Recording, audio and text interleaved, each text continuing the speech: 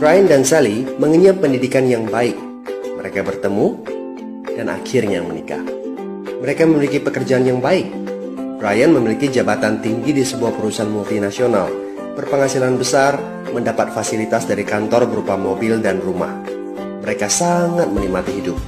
Sering nongkrong bersama di coffee shop sepulang kantor, nonton di bioskop, mampu membeli baju dan tas yang matching, dan pergi berlibur sesekali. Tapi, kenyataan sebenarnya tidaklah demikian. Utang kartu kredit mereka terus menumpuk tak berujung. Setiap akhir bulan merasa kehabisan uang. Mereka memiliki barang-barang bagus, tetapi tabungan masa depan kacau balau. Brian dengan mudah membeli ini, tapi bukan ini. Tabungan 100 juta pun rasanya masih jauh sekali. Sudah kerja lebih dari 10 tahun, tapi belum sanggup membeli rumah sendiri. Masih tinggal di rumah milik kantor dan mengendarai mobil milik kantor. Tanpa disadari, keluarga ini menggali lubang kemiskinan. Keuangan mereka hanya cukup untuk membiayai kehidupan keluarga saat ini. Mereka harus terus bekerja untuk menghasilkan uang. Pertanyaan yang paling ditakutkan adalah bagaimana jika mereka sudah tua, kemampuan bekerja sudah menurun, atau salah satu anggota keluarga terdiagnosa penyakit serius yang membutuhkan biaya yang sangat besar. Apakah kehidupan Brian dan Sally mencerminkan kehidupan Anda?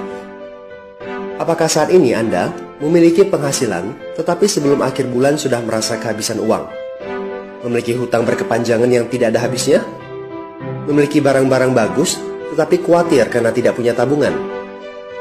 Memiliki hidup yang berkecukupan tetapi khawatir tidak mampu menyekolahkan anak-anak dengan baik? Memiliki rumah tinggal, tetapi berkemungkinan besar harus menjual rumah bagus ini karena tidak punya dana pensiun? Jika Anda menjawab ya pada salah satu saja pertanyaan tadi, saatnya untuk memperbaiki diri.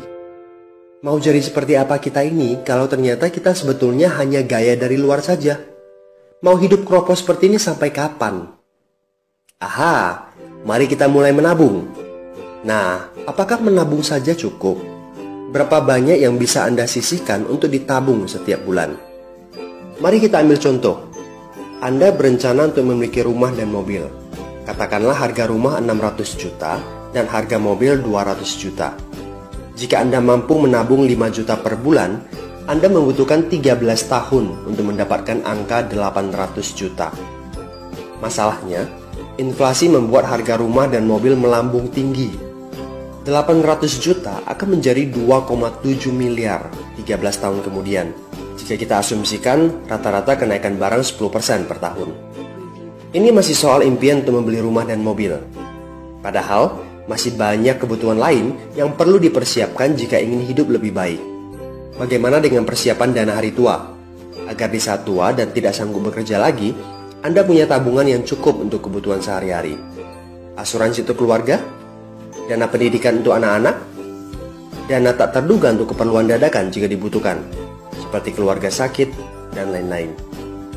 Artinya, Anda perlu lebih banyak uang untuk ditabung. Bayangkan jika satu bulan Anda hanya bisa menabung kurang dari 5 juta. Sudah jelas, jika langkah Anda hanyalah menabung, Anda seperti sedang menggali lubang kemiskinan. Hal utama yang perlu Anda lakukan adalah meningkatkan penghasilan Anda. Anda mungkin bertanya bagaimana saya bisa melakukan itu dengan segala kesibukan yang saya miliki sekarang.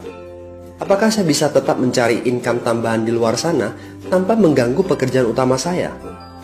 Seandainya bisa, apa yang bisa saya kerjakan saat ini? Nah, langkah pertama yang perlu Anda lakukan saat ini adalah menghubungi teman yang menunjukkan video ini kepada Anda. Dia punya akses untuk jawaban dari pertanyaan Anda. Informasi. Itu yang Anda butuhkan saat ini. Terbukalah. Seperti parasut, pikiran hanya dapat bekerja saat terbuka. So, segera hubungi teman Anda dan dapatkan video informasi berikutnya.